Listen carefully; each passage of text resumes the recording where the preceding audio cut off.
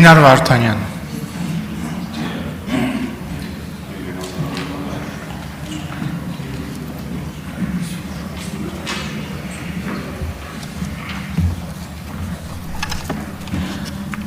Սիրելի հայրենակիցներ, քննարկում ենք կառավարության ծրագրի 2024 թվականի ընթացքի եւ արդյունքների մասին զեկույցը։ Այսպիսի գեղեցիկ, գունավոր գրքույկով ներկայացվել է զեկույցը, բայց թե ինչպիսին են եղել այդ արդյունքները, ըստ էության պետք է հարցնել Հայաստանի Հանրապետության քաղաքացուց։ Հայաստանի Հանրապետության քաղաքացին 2024 թվականի ծրագրի կատարման արդյունքները զգացել է իր կյանքի եւ կենցաղի վրա։ Օրինակ հարցրեք կառավարության շենքի մոտ ակցիաներ իրականացնող տնտեսվարողներին, ինչպես է 2024 թվականի ծրագրի արդյունքները անդրադառնում իրենց վրա։ Հարցրեք թոշակառուին, որ վճարում է գույքահարկ իր ծնողներից կամ միգուցե տատեր պապերից ժառանգած գույքի համար։ Հարցրեք ինչպես է անդրադառնում այս ծրագրի արդյունքները իր կյանքի եւ կենցաղի վրա։ Հարցրեք տնտեսվարողից, ով հարկերի վճարումը սահմանված ժամկետից ուշ վճարելու համար 0.4%-ի փոխարեն այլևս վճարում է տույժ 0.075%։ Հարցրեք փաստաբանների բարձրացված սակագներով ծառայություններից օգտվող քաղաքացիներից։ Հարցրեք առաջիկայում հաշվապահների ծառայություններից ավելի թանկ գնով օգտվողներից։ Եթե շուտով նույն համառությամբ էլ փոխվի վարչական դատավարության օրենսգիրքը, կհարցնեք Հայաստանի Հանրապետության քաղաքացիներից, որոնց վերաբերյալ կկայացվի վարչական ակտ եւ իրենք վիճարկելու համար կասեցման հնարավորություն չեն ունենալու։ Այսինքն սիրելի քաղաքացի, այդ նախագծով սկզբում պետք է վճարես, հետո վիճարկես, հետո ինչքան դատարանում գործի քննությունը կշարունակվի եւ եթե նույնիսկ դու ճիշտ էիր, հարցը թե քանի տարի հետո է քո վճարած տուգանքը քեզ հետ վերադարձվելու։ Կառավարության ծրագրի արդյունավետությունը զգում է Հայաստանի Հանրապետության յուրաքանչյուր քաղաքացի, երբ ամեն օր կարդում է նորությունները։ Օրինակ կարդամ դրանցից մի քանիսը։ 14 ապրիլի 2025 թվական կրակոցներ Երևանում հրազենային վնասվածքով հիվանդանոց է տեղափոխվել մի քաղաքացի։ 13 ապրիլի 2025 թվական կրակոցներ Երևանում հրազենային վնասվածքով Աստղիկ բժշկական կենտրոն է տեղափոխվել երիտասարդ տղա։ 12 ապրիլի 2025 թվական Արտաշատում շուկայի հարևանությամբ մի խումբ երիտասարդների վիճաբանության ծեծկրտուքի հետևանքով պայմանագրային զինծառայողը տեղափոխվել է հիվանդանոց։ Բժիշկները պայքարում են նրա կյանքի համար։ 5 ապրիլի 2025 թվական Երևանում դանակահարության հետևանքով մարմնի բազմակի վնասվածքներով ախտորոշմամբ ծանր վիճակում հիվանդանոց է տեղափոխվել 44-ամյա տղամարդ, ոստիկանները ճշտում են դեպքի հանգամանքները։ Շատ եմ ցավում, բայց կարելի է այսպես երկար շարունակել այս նորությունների ցանկը։ Մի ընդհատեք։ Եվ այս ֆոնին մենք ուրախանում ենք, որ նախորդ տարի 2023 թվականի համեմատությամբ հանցագործության դեպքերը նվազել են 434-ով կամ 1.1%-ով։ Իհարկե յուրաքանչյուր նվազումը ձեռք բերում է, բայց եկեք նայենք հանցագործությունների որակական կողմը։ Ուրեմն այս նվազման պայմաններում այնուամենայնիվ հանցագործությունների թիվը 40,232 է, իսկ առանձնապես ծանր հանցագործությունների դեպքերը աճել են 422-ով կամ 25.1%-ով։ Եթե նայում ենք մահվան ելքով հանցագործությունների վիճակագրությունը, ստացվում է, որ նախորդ տարի միջինում շաբաթական 1 մահ է եղել։ Սա շատ մեծ թիվ է, սա ահռելի թիվ է։ Չեմ խոսում ավտովթարների մասին, հայդեպ հանցագործության բացահայտման ցուցանիշն էլ ընդամենը 22.1% է։ Ճիշտ է 3.4%-ով բարձր է 2023-ից, բայց ընդամենը 22.1%։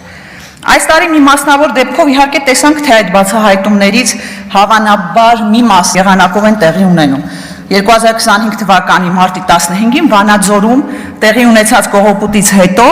արցախցի Տիգրան Ուլուբաբյանին ոստիկանությունում իրենց խոսքերով մշակել են, որպիսի դեպքը վերցնի իր վրա։ Եթե այսպես են բացահայտվելու գործերը, միգուցե ավելի լավ է չբացահայտվեն։ Իդեպ գալով արցախցիների հարցին, մի քանի օր առաջ հրապարակային դիմել էի ներքին գործերի նախարարին, գլխավոր դատախազին արցախցիների հանդեպ գեներացվող ատելության խնդրի վրա։ Այստեղ մի մեջբերում անեմ ծրագրից, հետո շարունակեմ։ Ծրագրում գրված է, որ Մարդու իրավունքների պաշտպանության ազգային ռազմավարության եւ դրանից բխող 23-25 թվականների գործողությունների ծրագրի շրջանակներում իրականացվել են իրազեկման աշխատանքներ ոստիկանների, քննիչների, դատախազների, դատավորների, ինչպես նաեւ դատավորների թեկնածուների համար վերապատրաստումներ, իրավահավասարության ապահովման, խտրականության արգելքի, ատելության խոսքի դեմ պայքարի թեմաներով։ Հիմա բոլորի աչքի առջև տեղի է ունենում այլանդակ process, իսկ պատասխանատուների արձագանքը 0 է։ Դժվար չէ հետևել, թե որտեղից են կառավարվում ֆեյքերը կամ որտեղից են կառավարվում տարաբնույթ լրատվականներն ու մանր քարոզիչները։ Այդ հրեշավոր մեքենայի կառուցվածքի բացահայտումը իրավապահների համար հեշտ գործ է ու նաև շեշտում եմ, պարտականություն է։ Ինչ որ բան արվում է, խիստ կասկածում եմ։ Բայց հələ մեկը փորձվի նույն բառապաշարով խոսի իշխանության մասին։ Քրեական գործերը արտադրական այս հոսքագծի նման կշտամպավորվեն մեկը մյուսի հետևից։ Ուզում եմ կարճ անդրադառնալ բարեկային համակարգին, այո, համակարգի վրա մեծ ֆինանսական ներդրումներ է արվել, այո, համակարգը ինչ որ չափ կայանում է, բայց այնքան դեպքեր են տեղի ունենում, որ այնպես են հեղինակազրկում այդ համակարգը, որ դրանից հետո շատ դժվար է նորից վերականգնել վստահությունը։ Երբ բարեկը իրեն պահում է հասարակ փողոցային խուլիգանի նման, վարորդին մեքենայից քարշ տալով հանում է, այս դեպքում համակարգին մարդը ոնց է վերաբերելու։ Եթե վարորդը խախտում է արել, դրա համար կան ընթացակարգեր, հետևեք ընթացակարգերին։ Հա ու մեկ էլ ոստիկանապետը արդարացնելու համար ասում է, որ ազդանշան է տվել, եւ վարչապետի Շարասյունը, իդեպ դա էլ մի ամբողջ բանակ է հիշեցնում, Շարասյունը պետք է անցներ, դրա համար ճանապարհը փակել էին։ Իրոք այդ մարդուն տվեք թող մի քանի որոշում կարդա, նոր այդպիսի հայտարարություններ անի։ Կարմիր բերետավորների մասին 3 ԿՊ պատգամավորներից մեկը հարց էր տալիս եւ ասում էր, որ ոստիկանները բռնություն կիրառելու իրավունք ունեն, հետո ուղղեց ասեց, որ ֆիզիկական ուժ գործադրելու իրավունք ունեն։ Այս միակ հարցում համաձայն եմ ԿՊ պատգամավորների հետ, ձևակերպման հետ ԿՊ պատգամավորի բռնություն են գործադրում։ Նախորդ տարի այդպիսի բռնությունների օրինակները բազմաթիվ են եղել։ Օրինակ կարմիր բերետավորները ԱԳՆ-ի մոտ, ազգային ժողովի մոտ, էլի մի շարք տեղերում բռնության մաստեր կլասներ են ցույց տվել։ Ընդհուպ միջև ձայնային նռնակներ։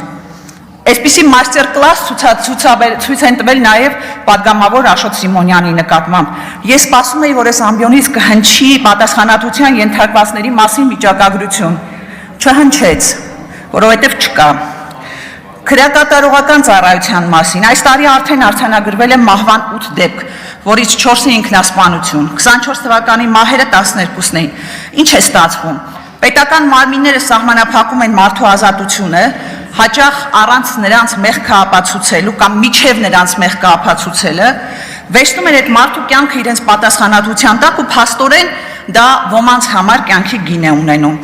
Ու այս թվերը լուրջ ձախողման տագնապ են, կամ չեք կարողանում հաղթահարել, կամ ունակ չեք, կամ միգուցե չեք ուզում։ Կարելի է դեռ երկար թվարկել կառավարության ծրագրի կատարման արդյունքների հետ կապված խնդիրները,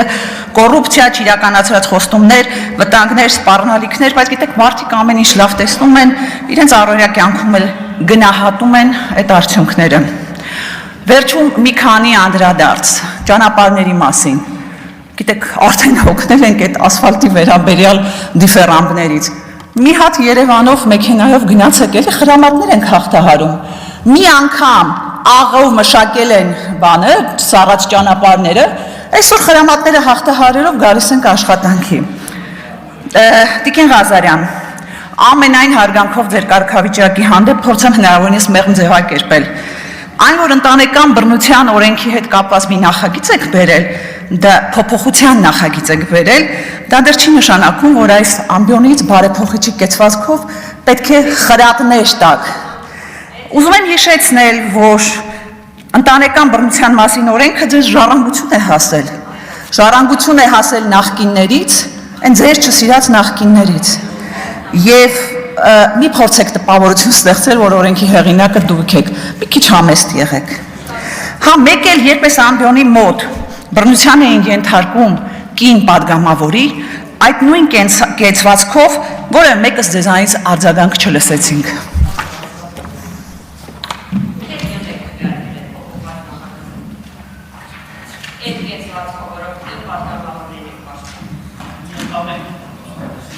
Տիկին Ղազարյան այնքան իրավացիք